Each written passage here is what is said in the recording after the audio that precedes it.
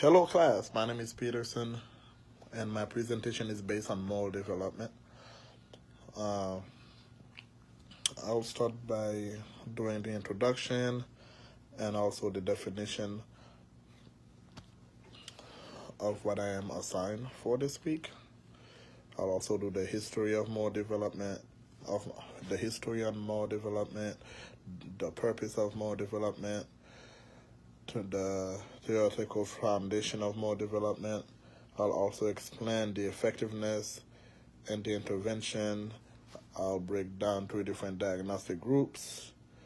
I'll also explain 3 research studies that have been done on moral development, on equipment that is needed, environment that is needed, therapeutic benefit that is needed, leadership style that is needed, and adaptation that's also needed for dealing when it comes to moral development.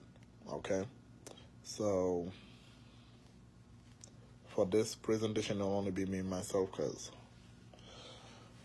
I live pretty far from school. So to begin, we'll start with the introduction and also the definition of moral development. So please bear with me. Okay. So I'll read it from I do have the book, the PDF version of the book, so I'll read it from there to start the introduction.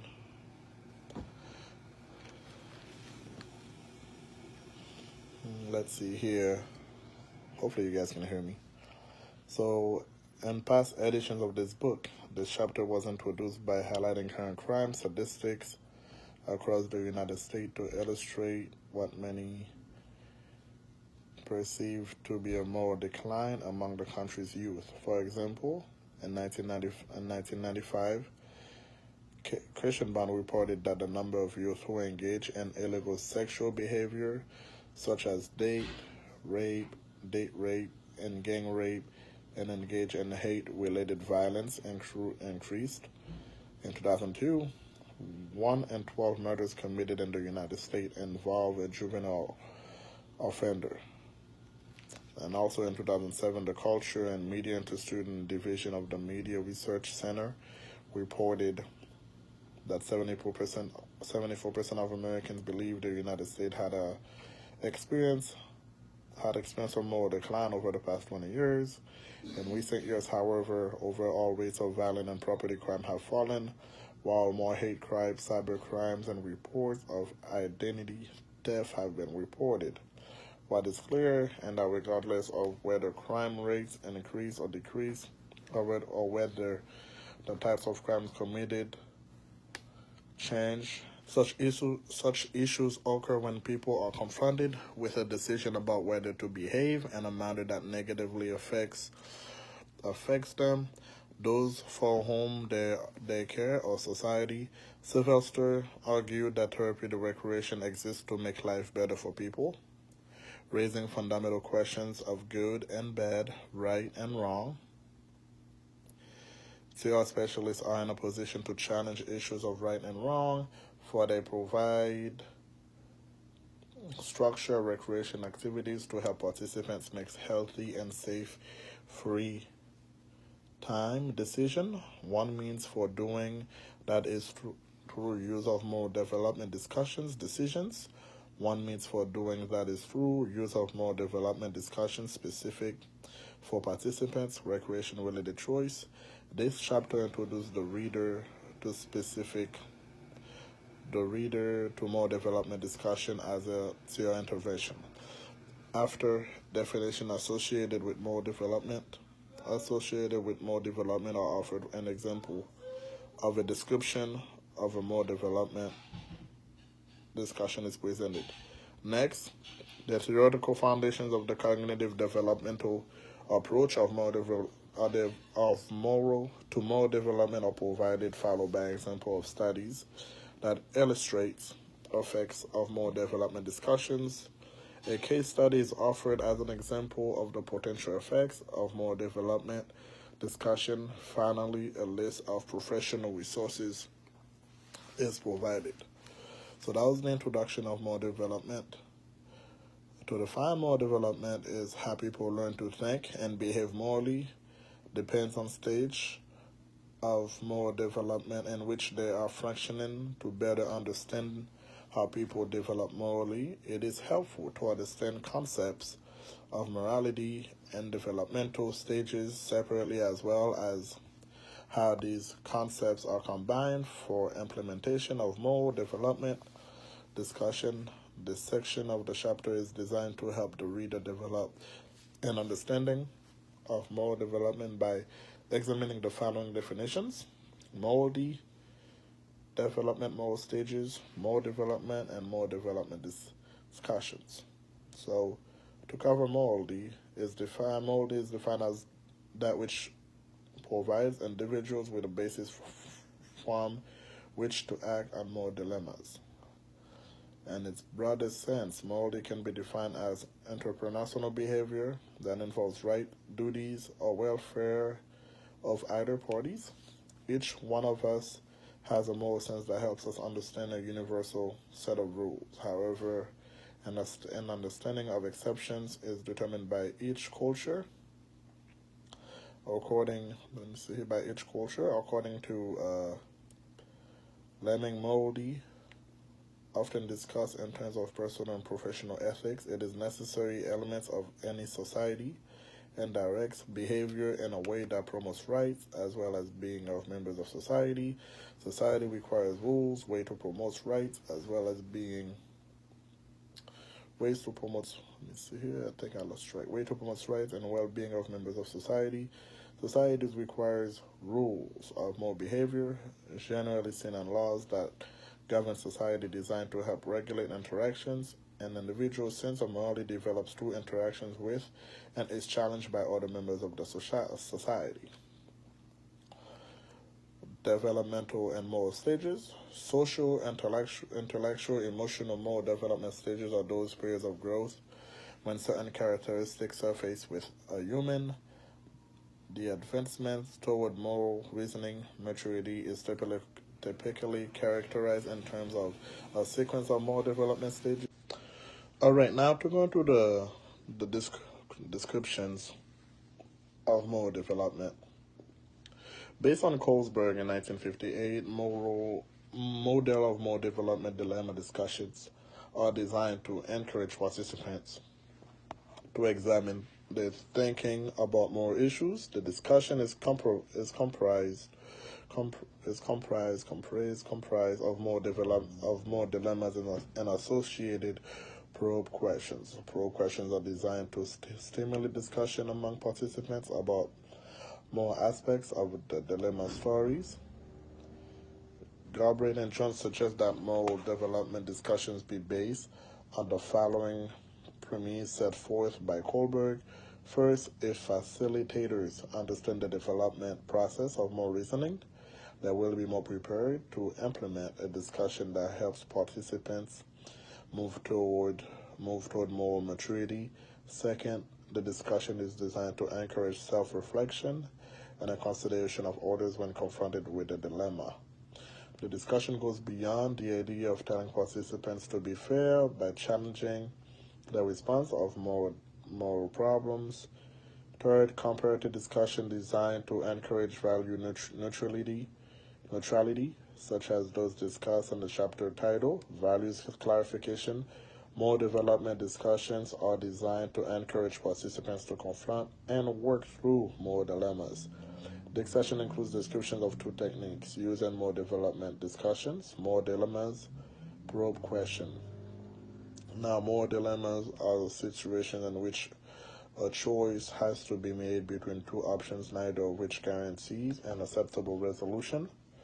Moral dilemmas include issues such as social norms, property, conscience, civil liberties, life, authority, punishment, and truth. Recreation activity experience offers authentic moral dilemmas and a means for participants to discuss their thoughts and ideas based on the essential ingredients provided by Galbraith and Jones. Each dilemma involves a focus on participants' lives or contemporary society. A central individual that participants can make moral judgments concerning what individuals should do, genuine conflict for involved individuals, focus on a moral issues such as property, life, or truth, should questions such as what should the involved individuals do in the situation. More dilemmas can be presented associated with the development of these categories. There are different categories of dilemmas. There are general dilemmas, recreation-related dilemmas, and spontaneous. To start with, general dilemmas involve situations that are not necessarily recreation related, but still challenge participants' thoughts, attitudes, and beliefs to consider issues of truth and justice. Categories of dilemmas: there are general dilemmas, recreation-related dilemmas, and spontaneous. To start with, general dilemmas involve situations that are not necessarily recreation related, but still challenge participants' thoughts, attitudes, and beliefs to consider issues of truth and justice. The dilemma involves individual other than the population being served as the central character. A dilemma commonly used that is not recreation related is referred to as Haynes' dilemma. To break it down, to give an example, Haynes' wife was dying from cancer. Doctors said the new drugs might save her. A local chemist had discovered the drug, and Haynes tried desperately to buy some, but the chemist was charging 10 times the money it cost to make the drug, and this was much more than Haynes could afford. Haynes could only raise half of the money, even after help from family and friends. He explained to the chemist that his wife was dying and asked if he could have the drug cheaper or pay the remaining portion of the money later. The chemist refused, saying that he had discovered the drug and was going to make money from it. The husband was desperate to save his wife, so later that night he broke into the chemist's store and stole the drug. Okay. And recreation-related dilemmas. Recreation-related dilemmas involve situations that may occur during a person's free time or may involve decision an individual may experience while engaged in a recreation activity. For example, a participant may have to decide whether to participate in a recreation activity that harm another person, such as what might happen when a person posts an unflattering picture of another person on a social media site. And the spontaneous dilemmas.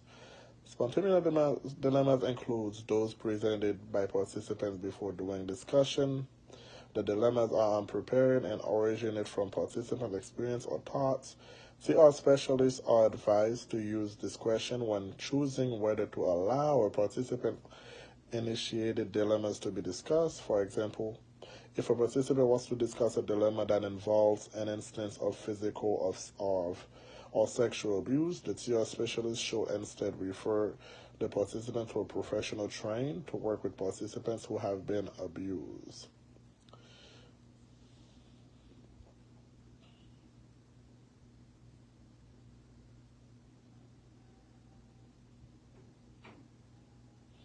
Okay, so that was to cover the description and purpose of the facilitation technique.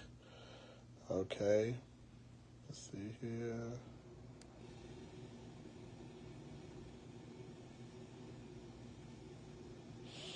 And to cover the history of more development, the history of cognitive developmental more development discussions can be tracked to the work. Piaget tested his theory of more development by examining on how they played a game of marbles and how they responded. All right, now to go into the descriptions of more development. Based on Colesberg in 1958, model of more development dilemma discussions are designed to encourage participants to examine their thinking about more issues. The discussion is comprised of more dilemmas and associated probe questions. Probe questions are designed to stimulate discussion among participants about more aspects of the dilemma stories.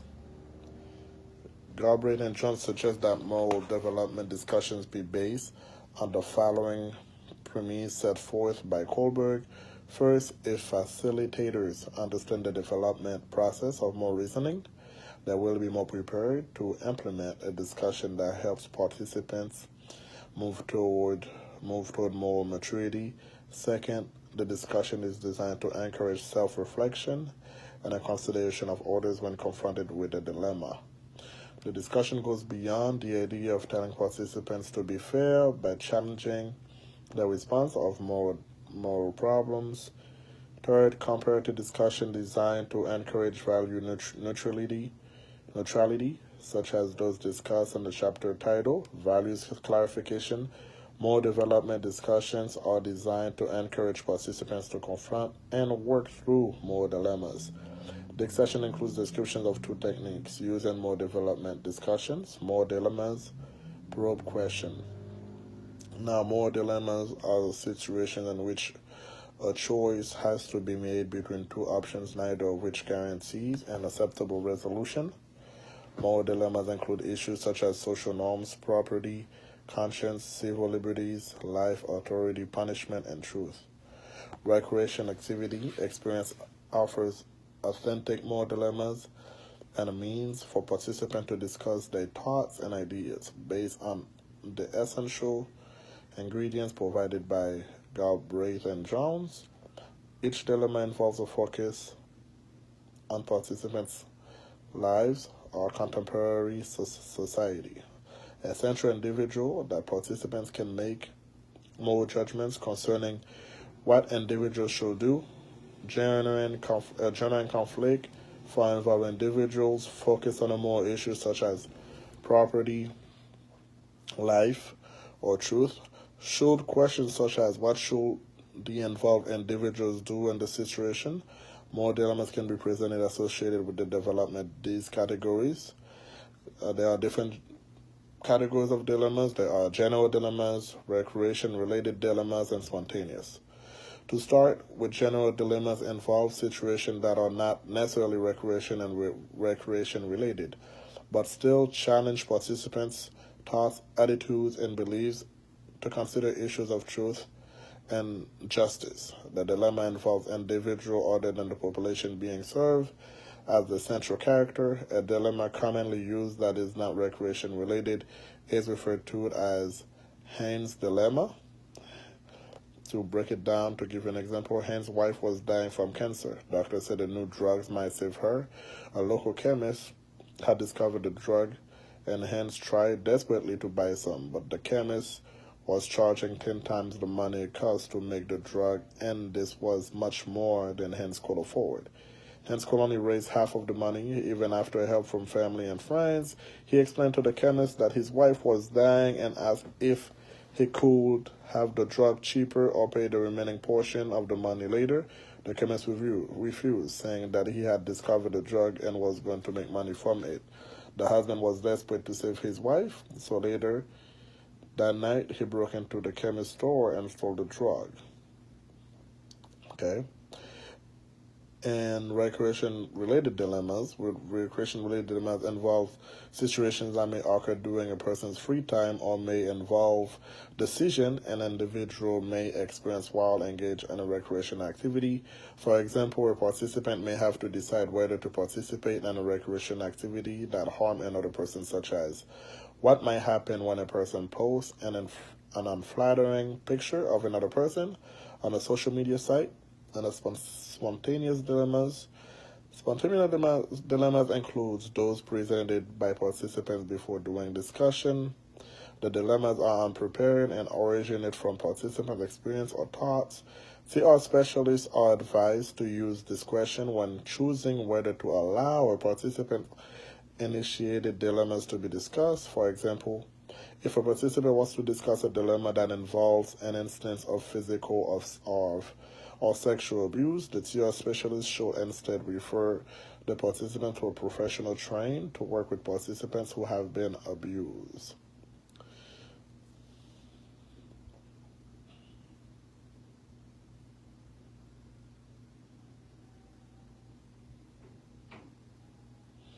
Okay, so that was to cover the description and purpose of the facilitation technique.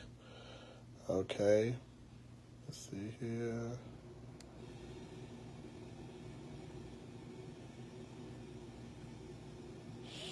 And to cover the history of moral development, the history of cognitive developmental moral development discussions can be tracked to the work. Piaget tested his theory of moral development by examining on how they played a game of marbles and how they responded to the stories and moral events. Piaget proposed a two-stage model of moral development involving heteronomous and how they responded to the stories and moral events. Piaget proposed a two-stage model of moral development involving heteronomous morality and autonomous morality when an individual operates within the heteronomous morality stage of development. The person's moral judgment is based on respect for authority figures. As individuals move to middle childhood or early adolescence, they begin to develop a morality of cooperation and autonomous morality. And the stage of autonomous morality, social experience, principally peer interaction, becomes the main way to increase cooperative and ethical growth. Based on writing of Peter Kohlberg, research and formulated a model of moral development. According to Gibbs, Kohlberg almost single-handedly changed the field of cognitive moral development. Kohlberg researched moral development by interviewing 75 adolescents using 9 moral dilemmas. Kohlberg asked the participants to solve dilemmas in an attempt to learn how they solved them and to discover the reasoning behind the solutions. Consequently, Kohlberg proposed a theory of moral development in which all people move through a series of successive moral stages at varying rates. Long-term results from his original study eventually led to refinement of the description and scoring of the stages. Based on Kohlberg's work, moral development discussion continued to be used with element to college-age students with emotional or behavior disorders, and youth identified as being delinquents. Moral dilemma discussions are typically used as primary discussions. Let me see what else on my list. Let's see here. Okay. And also the theoretical foundations. Kohlberg's model of moral development is based on the cognitive development theory of moral judgment. As individuals develop their capacity of moral judgment, they are considered to be maturing morally. According to Kohlberg, the cognitive developmental theory maintains that the cognitive processing that occurs when a person experiences a conflict varies depending on the stage of moral development within which an individual is operating. Moral stages are primarily the products of an individual's social interaction. Colby and Kohlberg provided support for use of Kohlberg's model through their research. They conducted a 20-year longitudinal study to demonstrate that people develop morally. And in the stages presented by Kohlberg's 53 boys were presented with 9 hypothetical moral dilemmas in an interview format of 3-4 years intervals. The authors predicted that participants will not move downward or omit stages. Results were consistent with Kohlberg's stage model of development.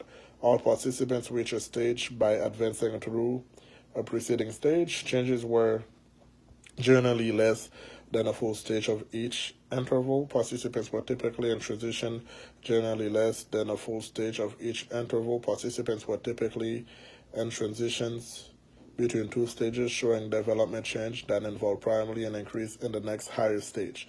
Participants neither skipped stages nor reverted to prior stage.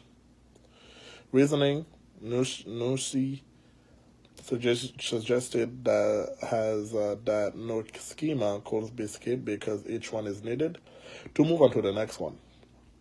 Although Kohlberg argued that knowledge of a good will translated into good behavior, Blasey found that research that supported this argument were weak. Through his research on moral identity, Blasey discovered a link between moral judgment and moral behavior and suggested that moral identity serves as a making variable between the two. Nason explained that people's perception of morality as a part of their identity will determine how they will be treated. Fairness is a matter of equal exchange. Conventional, a person who operates at the conventional level of moral development is concerned with conformity to social order. Despite potential consequences, maintaining expectations of one's family, nation is imperative. Kohlberg divided this level into the next two stages of moral development: good boy, nice girl, law and order. Good boy, nice girl. And the third stage of moral development, good boy, nice girl, good behavior requires approval by orders. Being nice earns approval, while avoiding disapproval is motivation for conformity. Individuals who function at level 3 strive to follow role models such as being a good parent, a good employee, or a good student. Comparison of behavior occurs at this stage to orders such as coworkers or peers. Maintaining fixed orders, that is, annotation to authority and law, is the premise of stage 4, law and order. Law and order are perceived as the most superior social values. Laws uphold tradition and are therefore necessary. Moral behavior means showing respect for authority and doing one's duty to maintain social order. Apart from identifying with authority associated with groups, individuals make noticeable efforts to define moral values and the post-conventional level of moral development. Kohlberg's post-conventional level includes the last two stages of moral development and may be labeled social contract, universal ethical principle. At the fifth stage of moral development, social contract, correct action is defined in terms of general individual rights, standards critically examined and agreed upon by society. Unlike stage 4, where the law is maintained at all costs, at this stage of moral development, an individual might question the fairness of a law. Conflicts between the group and individual beliefs surface in stage. The individual may acquire beliefs not generally held by a particular group. Now, the sixth stage of moral development, universal ethical principle, is based on the idea that every person has the same rights. In particular, every human being has the right to freedom and human dignity. The universal ethical principles are justice, reciprocity, and equality. Also important is respect for the dignity of human beings. Nucci agreed that aggression towards stage 6 culminates in. Nissan also explained that people's perception of morality as a part of their identity serves as a basis of motivating individuals to connect their moral judgment with their behavior.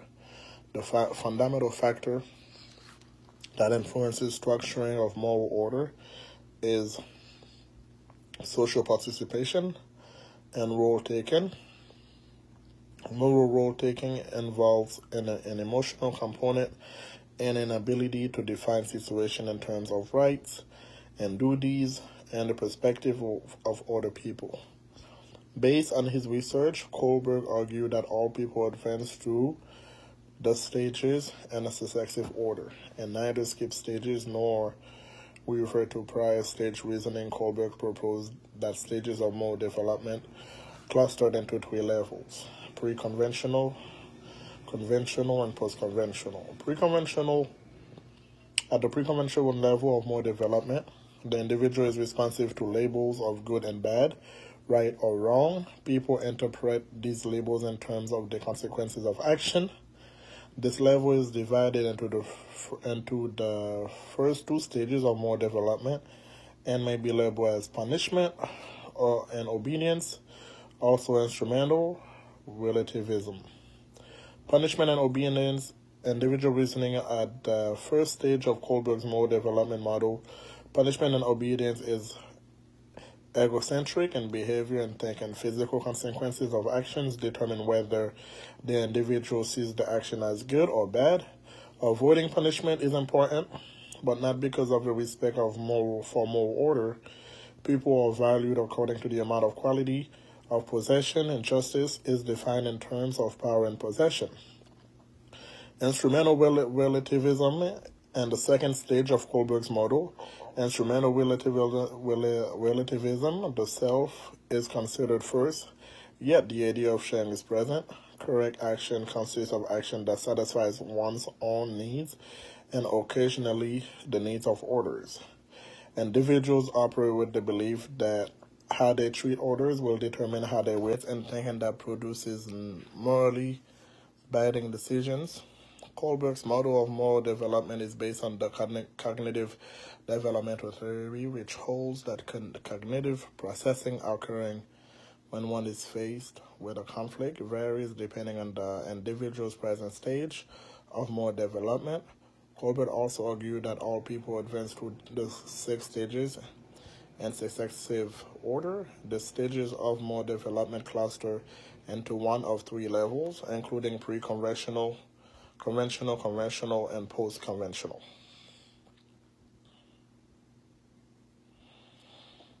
And the effectiveness of moral development based on Kohlberg's model of moral development. Researchers have primarily incorporated use of moral dilemma discussion into the practice of moral education.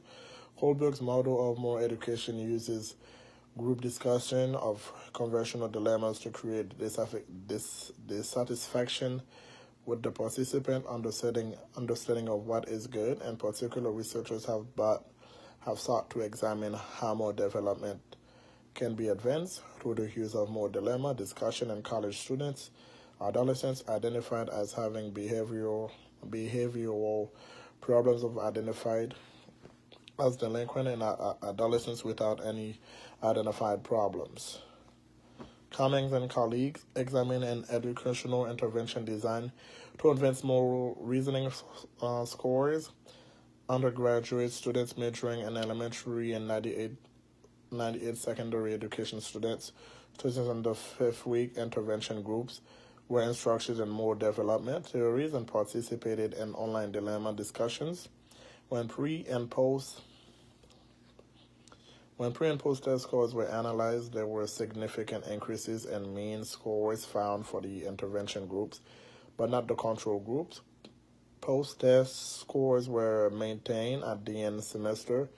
The researchers argued that results provide evidence that principled moral reasoning can be taught in advance through the use of educational interventions. Upon noticing that a few programs in Greece use moral development as one of their physical education goals, implemented a 6 weeks moral development intervention into PE classes to examine whether moral reasoning scores will differ between the genders. A total of 157 students were assigned to either a control group, an experimental group. Students were administered a moral judgment pre-intervention. The experimental group's moral reasoning scores were statistically higher than the control groups. However, no gender differences were found. The researchers concluded that a PE programming could support use of moral development intervention. Examine effects of 2 moral reasoning interventions in 97 6 and 7 graders. Girls and 49 girls and 48 boys from the age of 10 and 13, 4 different classes. The 2 moral reasoning and interventions included one during which students discussed moral dilemmas and one during which students reflected on moral dilemmas independently.